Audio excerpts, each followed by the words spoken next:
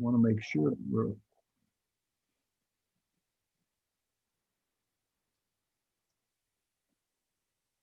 at the count of five. 5, 4, 3, 2, 1. We're on. Ava.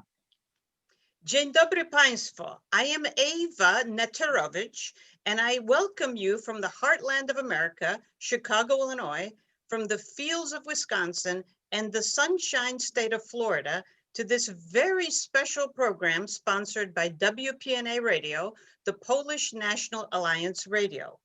Our program is being picked up by Polish radio stations throughout the United States and is live streamed on the internet. We now have a new YouTube channel where you can view our entire broadcast. Please visit YouTube under the heading Polish Americans for Trump 2020 show. And now I would like to introduce you to my co-host, Dr. Michelle S. Pawlowski from Florida. Dzień dobry, Ava. We have only 4 more days to go. Yes, Michelle, it's getting very scary now, but today we have a very special guest on our program, former Wisconsin governor and former Republican presidential candidate, Scott Walker. Governor, welcome to our program. We are most honored to have you. And I must say that we miss you very much here in Wisconsin. Well, thank you very much. It's an honor to be on with you today, and it's a joy to be with all your listeners. Thanks for having me on. Well, as you know, we now have a horrible, hapless governor. And when you were our governor, you courageously advanced freedom in a state that was a progressive bastion of liberals. And since your departure has returned to being a bastion of liberals. So we want you back. So please run again. Well, thank you very much. It's great to see that even though there's liberals in the governor's office and extreme liberals at that, the bottom line is thankfully because of a good Republican legislature, we're still playing defense. So we're protecting many of our great reforms. One of the biggest challenges, as it has been across the country, was getting the economy back open here in Wisconsin and in key states across this nation. And it's why what happens come November 3rd is going to be so incredibly important for not just politics, not Republican or Democrat, but really for the future of this country, state by state, community by community. It's why people got to take this real serious. Yes, indeed. You're absolutely right. Now, Governor, yesterday we had Senator Ron Johnson on our show, and he had a lot to say about Joe Biden's family ties to Ukraine and China. A Senate report found that Hunter Biden's financial dealings with China, Ukraine, and Russia raised criminal concerns, and that Joe Biden was aware that his son was accepting money from these countries. And these amounts totaled in the millions of dollars. Can you give us your thoughts, Governor, about this? Well, I think even before the New York Post story got blocked by Twitter and Facebook and all the other craziness we see from big tech, I think, and the president raised this in the last debate, there are real questions going all the way back to Hunter Biden's involvement just on a company dealing with the energy industry, of which Hunter Biden had no experience, in Ukraine, of which Hunter Biden had no experience, and he was making a pretty sizable bonus and over $100,000 each month. It was pretty clear at that time. In fact, we've all seen, or most of us have probably seen the video that's on YouTube as well of Joe Biden boasting a few years ago about how as attorney or how as vice president, he pushed back on the attorney, the prosecutor that was looking into that very company that Hunter Biden was involved with. I got to tell you, at that time earlier this year, it seems like it was years ago, but they were talking about impeachment against our president. I thought it was the most ridiculous of actions. In fact, if anything, if Joe Biden had been in office, it would have been legitimate to look into impeachment, considering he was using his office to put pressure on a prosecutor who was looking into the company that his very son was sitting on the board of. Our president did what we would expect, which is to say he wanted people to look into this. He wanted people to take this seriously. If the tables had been turned, we certainly would want a Democrat president to looking into questions of corruption, and that's exactly what our president did. So it just exposes everything, not only for the Bidens and the Democrats, but really where many of the media outlets are in America today, completely in bed with Joe Biden and his team. Yes. Now, from what we've been able to determine, Hunter Biden received $4.2 million from Burisma, $3.5 million from the wife of the mayor of Moscow, and more millions from China. He cashed in really without having any qualifications, making, as you said, Governor, over $100,000 a month with no experience. Do we know anything about his job experience? Well, it seems, and tragically, it seems like so many families across this country, Hunter over the last few years has been suffering from addiction, and I certainly feel bad Yeah. and say my prayers for him, like I do everybody else out there who's suffering from those same things. But this did not warrant. Getting a job is great, working is great, getting back on your feet again, that's great. I encourage that for anyone, regardless of politics. But that's not what this is all about. It seems pretty clear that his one qualification was access to Joe Biden. And we've repeatedly seen lately the stories, and even from people who worked with Hunter, saying very publicly that it was implying that the former vice president, was a part of this financial benefit. To me, these are all things that, had it been a Republican, it would be front page banner news in the Washington Post and the New York Times. Yet we don't see that. Although I might add, here in Wisconsin, this is troubling. But I would say when we talk about families, it's not just the Biden family and the corruption that's being exposed. It's also the big question of, what is it going to mean for our families? What is it going to mean for individual families in Wisconsin and Florida and Michigan and Ohio? And when we look at Joe Biden talking about repealing the Trump tax cuts, that over 82% of the working families in America benefited from those tax cuts. Repealing that means taking those cuts away, raising taxes on working families, on small businesses, on employers at a time when we desperately need Americans working again.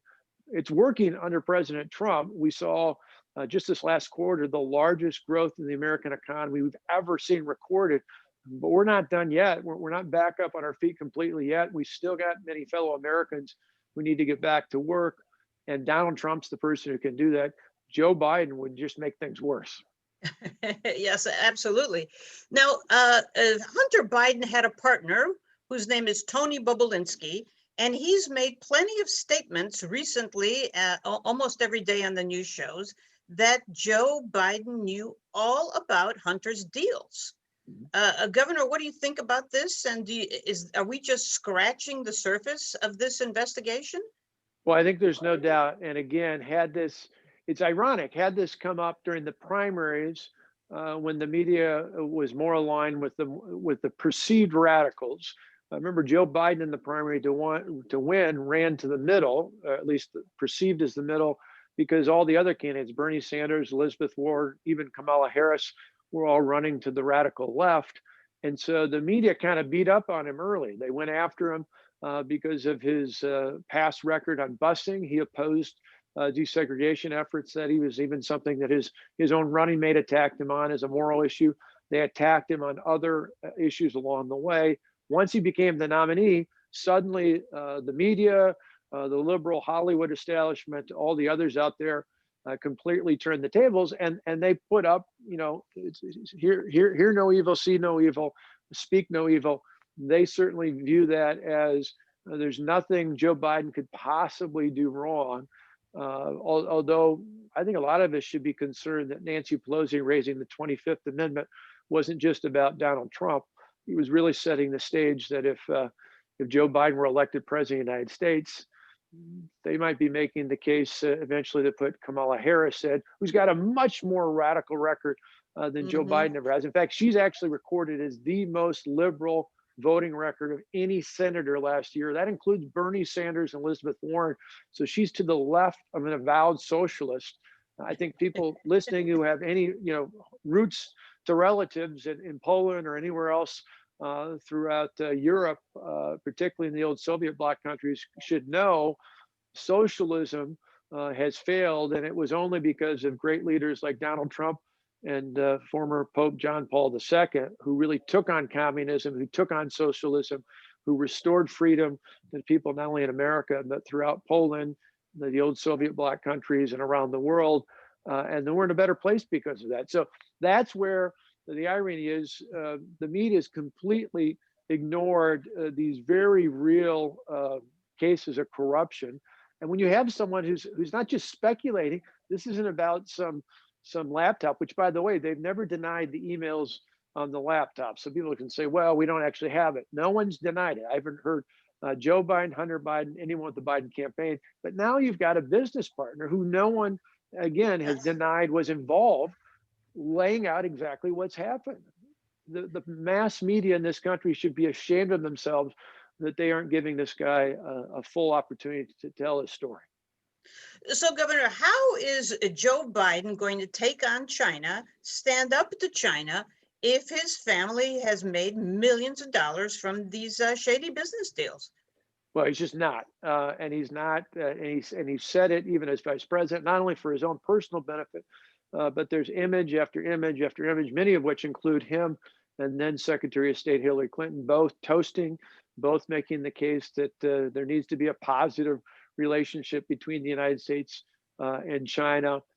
People forget. I mean, this is a country that has taken so many American jobs. This is a country that devalues their citizens. This is a country who systematically rounds up those in religious minorities and takes them away in a way that we would be, decades ago, we saw that elsewhere in the world, we would be aghast at that. And yet so many politicians in American politics today kind of look the other way. They look the other way at what's happening in Hong Kong, where the people there have a legitimate case. I mean, imagine this. In Hong Kong, people striving, hungering for freedom are waving the American flag, singing our national anthem. And yet we've got, woke white trust fund babies, millennials out burning the flag and rioting and causing chaos in our country. It's just completely out of whack.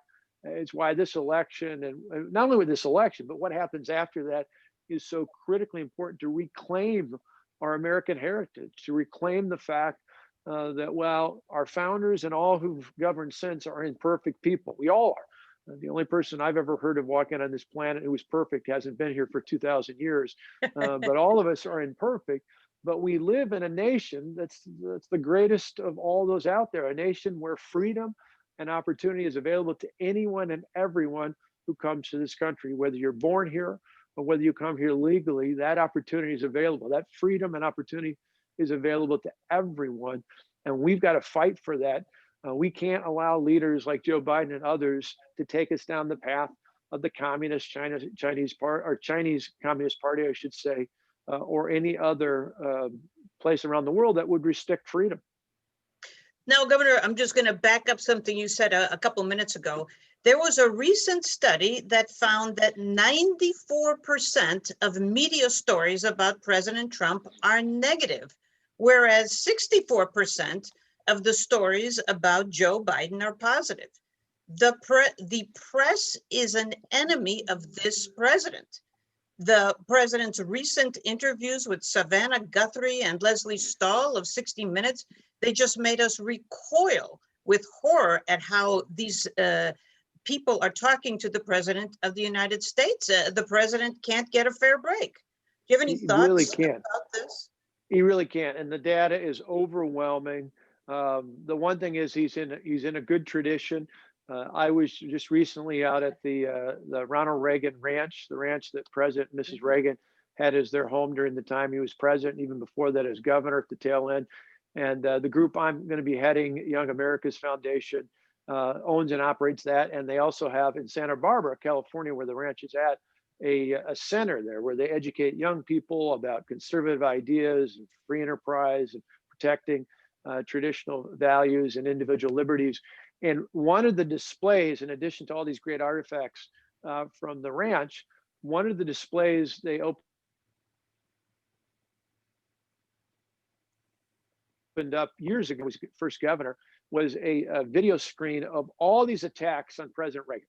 Oh, We certainly love, and he's beloved now by the American people, rightfully so. I mean, you talk about, I mentioned that with working with John Paul II, the freedoms not only here in America, but how they fought for those freedoms, which led to the tearing down of the Berlin Wall and the end of the Soviet domination and the fall of communism, all these great things. But people forget at the time, and this video is a great reminder to screen of all the attacks from Sam Donaldson, all the media elite, and even a lot of very liberal politicians at the time, including, ironically, Joe Biden. It was a great reminder that he was under attack. I viewed it, the first time I saw it was in 2011 when I was at the height of the protesters who had just occupied our state capitol. It was a great reminder for me, who felt under attack. And now we see it with our current president and vice president, who are constantly under attack. It's not us just thinking this. The data, as you said, shows it. There's an yes, unbelievable yes, bias, yeah, which is why it's good the president's on Twitter. It's good that he's out yes. holding rallies. It's good that he's talking directly to the American people and not allowing the media to distort what the facts are. The facts are clear. The fastest growing economy this last quarter in the history of this country. Prior to the global pandemic, we had a 50-year low when it came to unemployment, the lowest unemployment rates ever recorded for African American, Hispanic American, Asian American, veterans, people with disabilities. This president knows how to get people to work. Joe Biden's plans that would raise energy costs, that would raise taxes on working Americans, that would restore all sorts of needless and burdensome regulations, those are things that report after report have shown us will cost us nearly 5 million jobs over the next decade. We don't want to go backwards. We want to go forward. And that's what you get with Donald Trump and Mike Pence. Yes. Now, Joe Biden is threatening to open the floodgates to radical Islamic terrorists. President Trump, as we know, instituted a ban on Muslims from terrorist countries. Biden said recently, quote, "I will end the Muslim ban on day one." Biden also opposed President Trump's killing of Iranian General Qasem Soleimani, who's responsible for the murder of hundreds of Americans. And Biden calls it, and I quote him, called it a hugely escalatory move. Now, Governor, what is going to happen to our country if potential terrorists are let back in? Well, think about this. Bob Gates, who was the Secretary of Defense, both for a Republican and a Democrat president, so highly regarded, a Democrat and a Republican, kept him as a member of their cabinet because this was a guy that knew his stuff. He knew the Department of Defense. He said about Joe Biden years ago and recently affirmed that he still believes this, that Joe Biden's been wrong about every major foreign policy decision over the past several decades. This is someone who knows the facts, who's respected by Democrats and Republicans, and he has an abysmal belief in the instinct of Joe Biden when it comes to foreign policy issues. This is a guy who would put our national security at risk. This is a guy that by undoing the restrictions that, and I want to clarify one thing, it's not necessarily Muslim, it's countries which are overwhelmingly Muslim-based countries, but it's not specific to the religion, it's specific to the fact, and remember, the Biden or the Obama-Biden administration identified these countries as not cooperating with the United States, but it was only Donald Trump who then had the guts to say, you're not going to tell us who's coming in. You're not going to help us identify would-be terrorists. We're not going to let your people come in. We'll only, and so it doesn't apply, for example, to Indonesia, which is the largest Muslim-based country in the world, but who does cooperate with the United States. But for these countries where their lawlessness is run rampant, where terrorists are overtaking their countries, and where they're not cooperating with the United States, that's why it's really important for people to understand what we're talking about here. It is really less about religion and more about public safety. If you don't know who's coming in, none of us would open our door and say, oh, come on in to our home if we didn't know who was there. If we didn't know That's who right. people were bringing along the way, why would we allow that for a country? I'm all for people coming here, that shining city on the hill President Reagan talked about. I want to be that beacon of freedom and opportunity, but I want it to be legal, and I want to know who the people are coming into this country. Just like our ancestors, I was talking with my wife's parents the other day, or not parents, they're deceased, but family members, I should say, the other day about her parents and grandparents. Her grandparents came from Sicily, from Messina and Porticello through Ellis Island, like so many others did. I talked to her aunt, who's Italian, but who married a Pachowski. You'll appreciate this. And we just were talking to her cousin the other day about this. That family came through Ellis Island here and ended up in the Midwest. These are people who wanted the American dream. They wanted to succeed, more so not for themselves, but for their children and someday their children's children. We want people to come here legally, but we don't want people, and we see it in Europe today, we don't want people flooding into our country who are causing chaos and terrorism and violence. We want to know who's coming in. We want people who want to work hard and live their piece of the American dream as well. Yes, absolutely. Now, Governor, you've been a great champion of gun rights. In 2011, you signed a bill into law making Wisconsin a concealed carry state, and you also signed the Castle Doctrine into law, which allows a homeowner freedom from prosecution if they use force to defend themselves against an intruder. Now, Joe Biden has said that if he's elected, he's going to put Beto O'Rourke in charge of gun control. And Beto has said that he is going to take away legally purchased weapons. Governor, do you want to comment on that? Yeah, Beto is one of the most radical politicians we've heard talk about this issue. And the fact that Joe Biden isn't just taking his endorsement, but talking about giving him this kind of control, should he be elected president, should scare every law-abiding citizen. Whether you own a firearm or not, certainly I go hunting. I've got a rifle, a shotgun, a bow for that matter as well, which is made here in Wisconsin from Matthews. But also just for personal protection.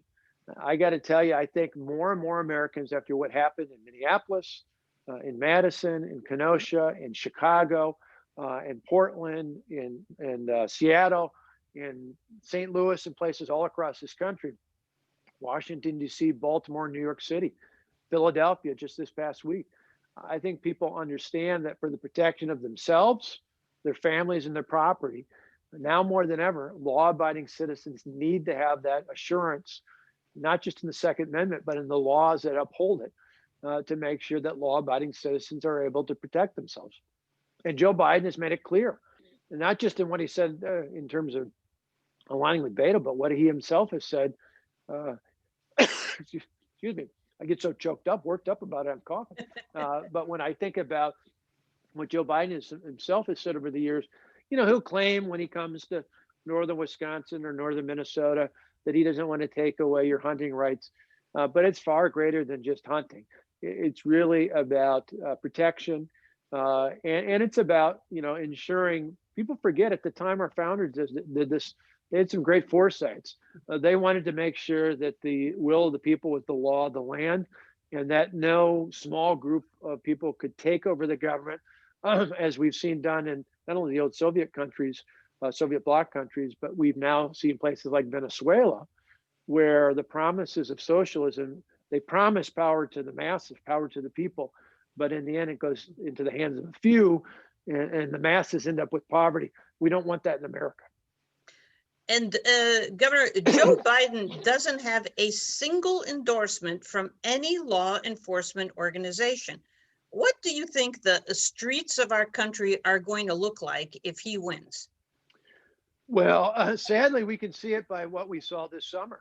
When you look at Seattle, when you look at Portland, when you look at Chicago, when you look at New York City, there's example after example. Every one of these cities where you've had mass chaos and riots, not just protests, but riots, violence, burning down of small businesses, all the other things associated with it. Every one of them were in cities that had Democrat mayors.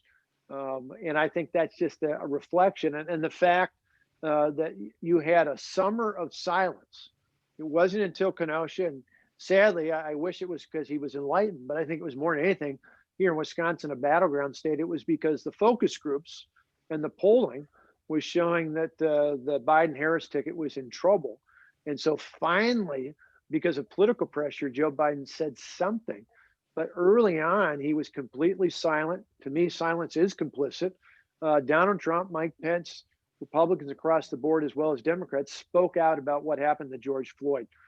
That was outrageous. That should have never happened. The criminal justice system is going to crack down on that. We should make sure that for the small number of people in law enforcement who aren't upholding the law and the Constitution, we need to act to do something there. But the vast majority of Americans who are on the front line every day in law enforcement, those men and women deserve our respect. We shouldn't be defunding the police. We should be defending it. And I don't think it should be lost in any voter out there that to defund the police movement, the folks who are attacking the police, who are pushing back, who want the police out of our lives, are overwhelmingly supporters of Joe Biden and Kamala Harris.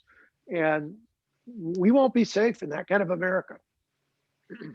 Governor, to switch subjects here, when you were in office, you signed a no climate tax pledge, promising not to support any legislation that would raise taxes to combat climate change. Now, Joe Biden has been pushing his Green New Deal, which is his $1 trillion spending boondoggle, where he's threatening to eliminate the oil industry. Can you give us your thoughts about this? Well, we can have clean air, we can have clean land, we can do all those things. In fact, most people, because of the media, don't understand that we now have some of the cleanest air, some of the cleanest land, some of the cleanest water we've ever had. In fact, emissions under this president are down. But it shouldn't be an either or. Under Joe Biden and certainly under Kamala Harris's view of the world, it's an all or nothing, that you've got to shut down in many parts of the economy. I mean, the idea of ending fracking, of phasing out fossil fuels, would not only be damning in places like Ohio and Pennsylvania and Texas.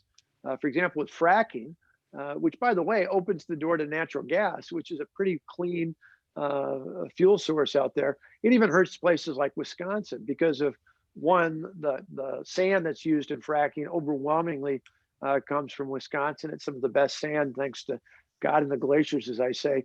The other part is for states like ours, where manufacturing is a big deal. That's a big issue all throughout the industrial Midwest. Having efficient levels of fuel costs is really important. And if you jack those costs up, which is what Joe Biden and Kamala Harris's plans and those of their allies would do, you're going to cost people manufacturing jobs. We're just in the process of getting manufacturers back up on their feet. This president, through pushing back and pushing through a trade deal with our North American allies in Canada and Mexico, finally gets us back on better footing for our manufacturing workers and our farmers. He's pushing back in Europe. He's pushing back against China. We would be devastated if we saw those energy costs go through the roof. And think about all the working families out there if they saw that.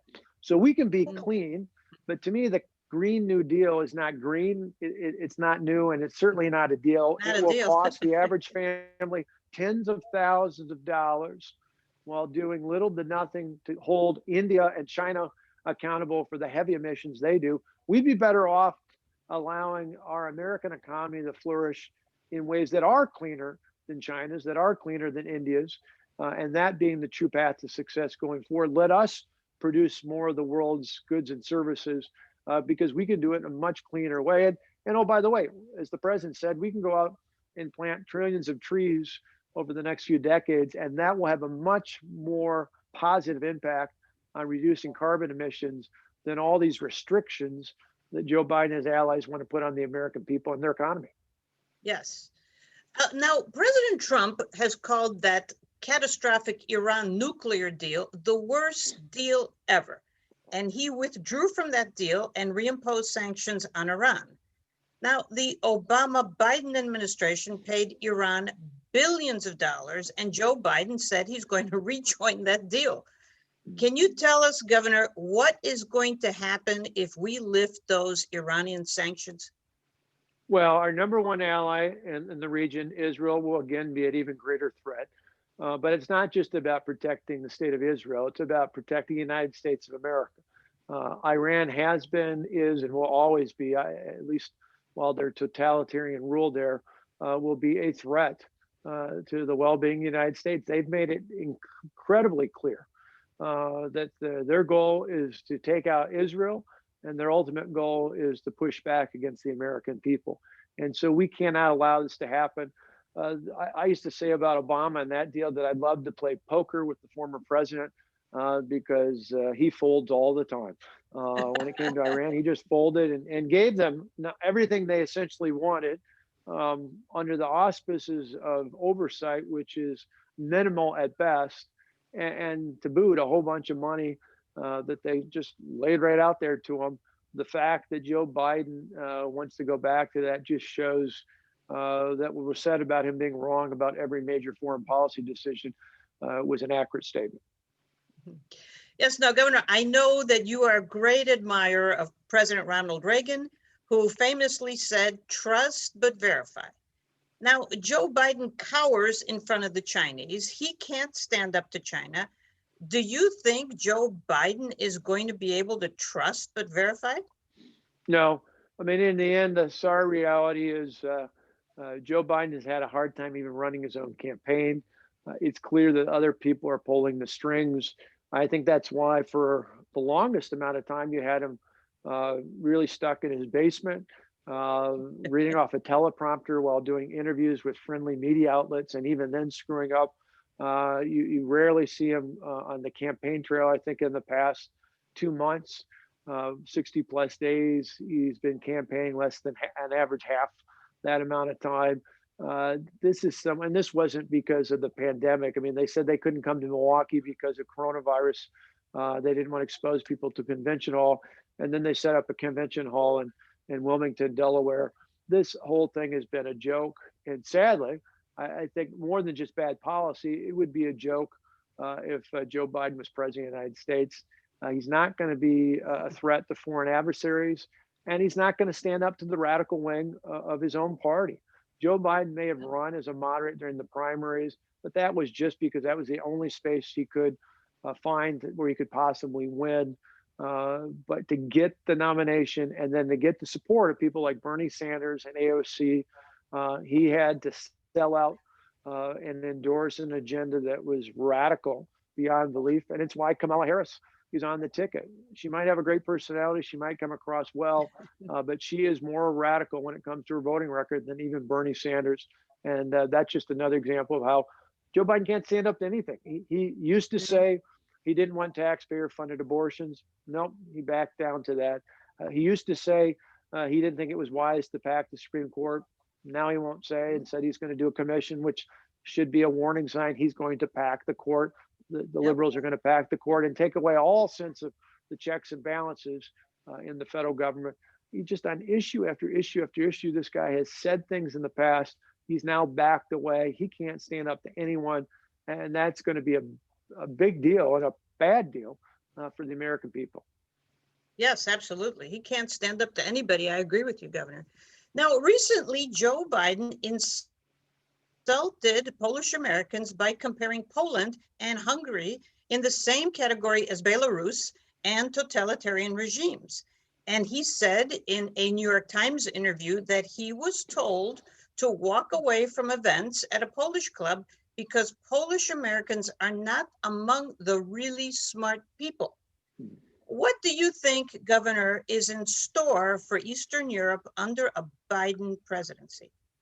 Well, one, again, if a Republican had said this, or any number of things, I mean, not only when it comes to great Polish American people, but in general, the idea of if a Republican had said that, if a Republican had said, if you don't vote for me, you're not black, if a Republican had said the sorts of things he said about the Hispanic population in this country, they would be ridiculed and outcast. And yet they look the other way with Joe Biden and, oh, it's just, oh, Joe, he's not all there. This is not the person who should be president of the United States. I think of our policy, not just under this president, but under President Bush and in the past under President Reagan. We have been strong allies for freedom-loving people in places like Poland and the Czech Republic. I was just with Rick Graber, who was the ambassador to the Czech Republic years ago under President Bush, a good friend of mine from Wisconsin. And we talked about it. He was integral in that work to create a nuclear defense system that worked with the United States, but with placement in Poland and the Czech Republic to protect against Russian and other adversaries. stepping up, trying to put a threat to the United States. We're not going to have any of this under Joe Biden. Again, he's going to appease agitators from around the world, just like he's done with his own party. Yes. Governor, yesterday it was announced that this country's GDP was 33.1%. This is the biggest growth in American history. And under our president, we've had explosive economic growth. Now, Joe Biden intends to close the country down, punish our businesses, deliver massive tax hikes, and he's going to hold back the stock market. So can you comment, Governor, on what our economy is going to look like if Joe Biden becomes president? Well, if he does all the things he's talking about, we'll lose millions of jobs. It's a stark contrast from gaining more than 11 million new jobs in the last 5 months to, as you just stated correctly, the U.S. Commerce Department coming out this week and pointing out that we had the largest increase in the third quarter in the U.S. economy that we've ever had recorded. Now, we still got more to do because, of course, the global pandemic shut down so many of our small businesses, which then in turn left so many people unemployed.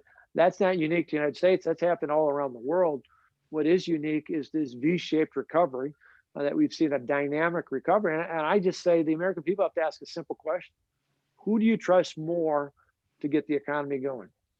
Who's got a proven track record when he inherited the problems of the past and got people back to work? Beginning of this year, we had the lowest unemployment rate in 50 years. Even since the global pandemic, we've had record job growth.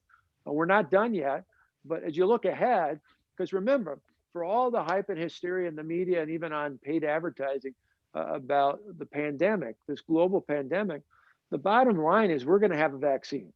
You know, you can debate whether the vaccine is going to come yet at the end of this year or if it's going to come early in 2021.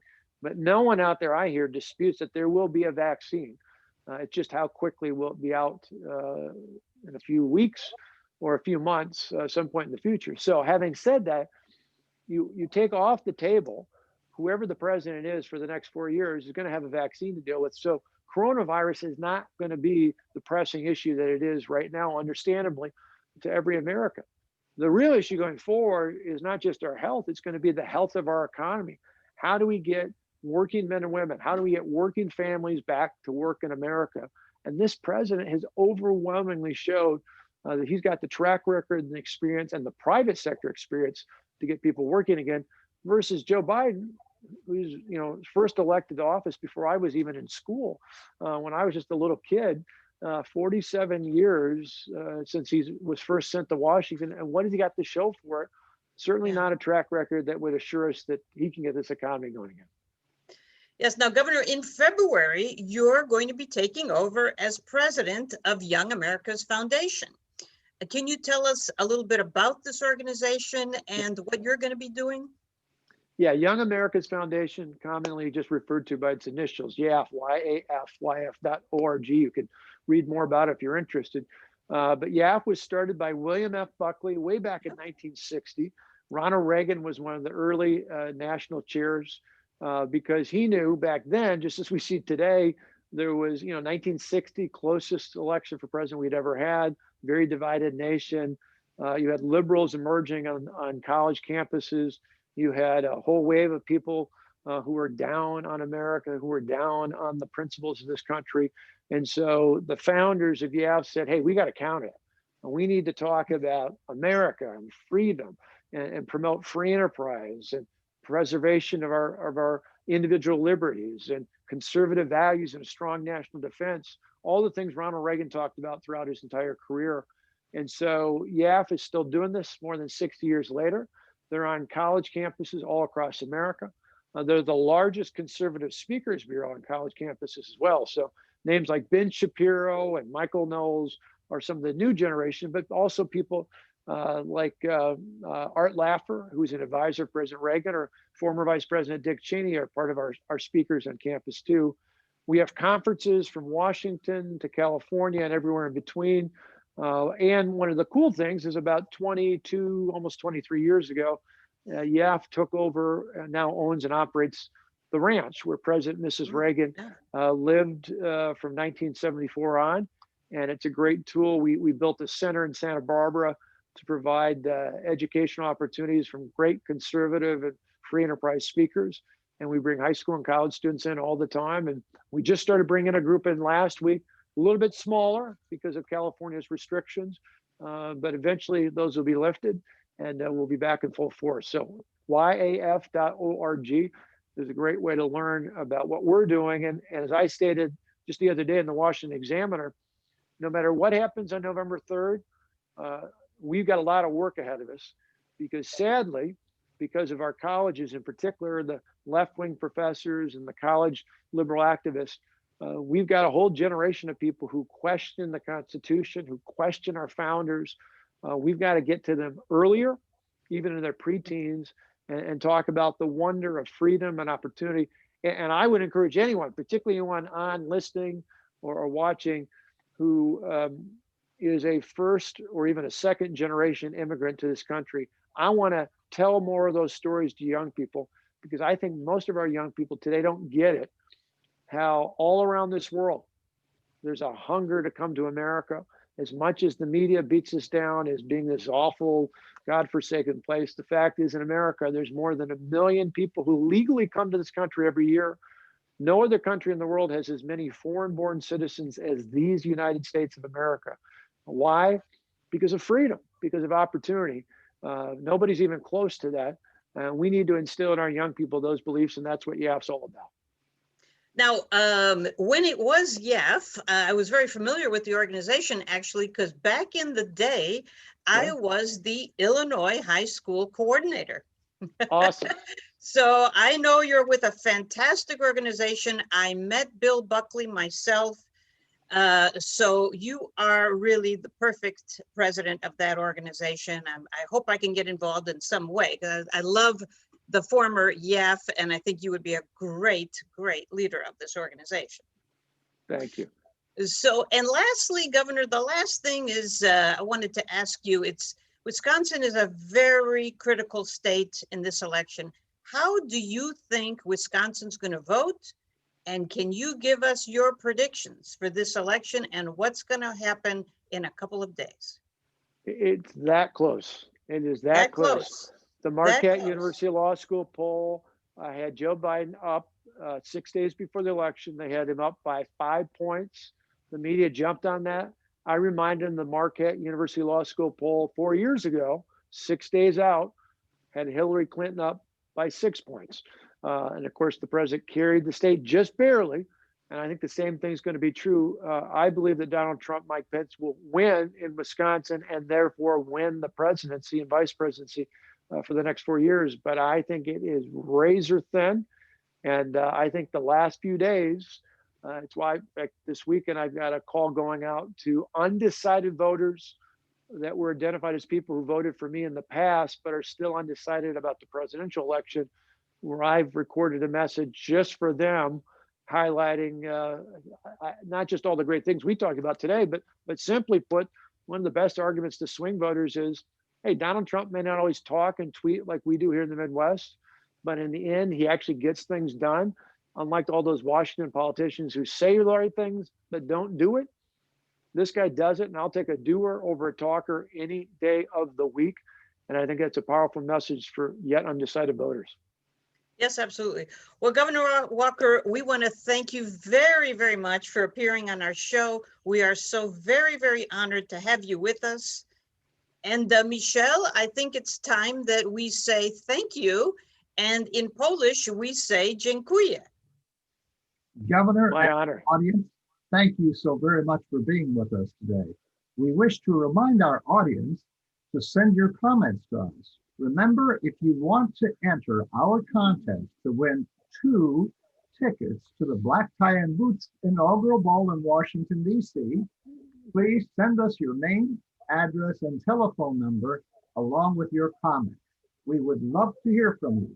Our email address is mogul, M-O-G-U-L, at PolishAmericansForTrump.org, O-R-G. That's mogul, M-O-G-U-L, at PolishAmericansForTrump.org. We must receive your comments and names for the drawing by noon Central Standard Time on Thursday, November 5th, 2020. Dziękuję bardzo I do następnego razu. Thank you very much, Governor. Thank you.